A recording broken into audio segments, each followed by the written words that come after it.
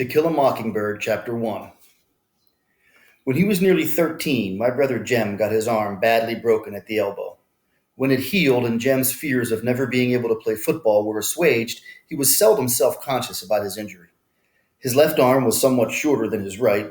When he stood or walked, the back of his hand was at right angles to his body, his thumb parallel to his thigh. He couldn't have cared less, so long as he could pass and punt. When enough years had gone by to enable us to look back on them, we sometimes discussed the events leading to his accident.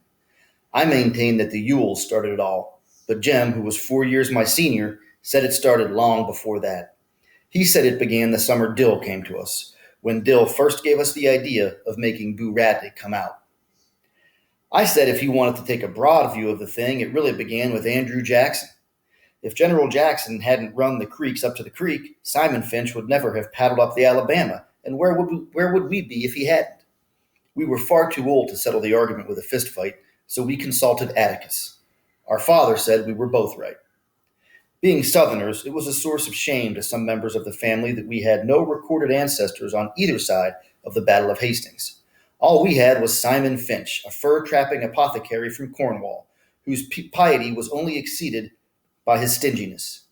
In England, Simon was irritated by the persecution of those who called themselves Methodists at the hands of their more liberal brethren, and as Simon called himself a Methodist, he worked his way across the Atlantic to Philadelphia, thence to Jamaica, thence to Mobile, and up the St. Stephen's.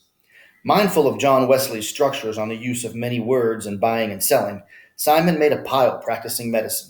But in this pursuit he was unhappy lest he be tempted into doing what he knew was not for the glory of God, as the putting on of gold and costly apparel. So Simon, having forgotten his teacher's dictum on the possession of human chattels, bought 3 slaves, and with their aid he established a homestead on the banks of the Alabama River, some 40 miles above St. Stephen's. He returned to St. Stephen's only once to find a wife, and with her established a line that ran high to daughters. Simon lived to an impressive age and died rich. It was customary for the men in the family to remain on Simon's homestead, Finch's Landing, and make their living from cotton. The place was self-sufficient, modest in comparison with the empires around it, and the landing nonetheless produced everything required to sustain life, except ice, wheat flour, and articles of clothing, supplied by the riverboats from Mobile. Simon would have regarded with impotent fury the disturbance between the North and the South, as it left his descendants stripped of everything but their land.